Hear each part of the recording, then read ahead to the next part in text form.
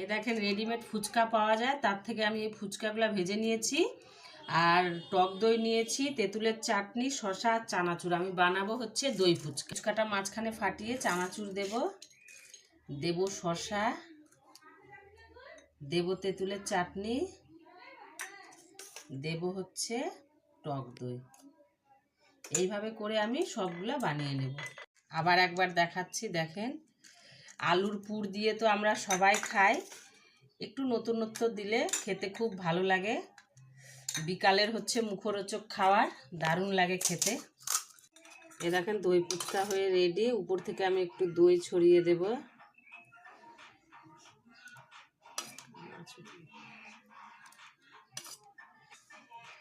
একটু করে বিট লবণ ছড়িয়ে দেব।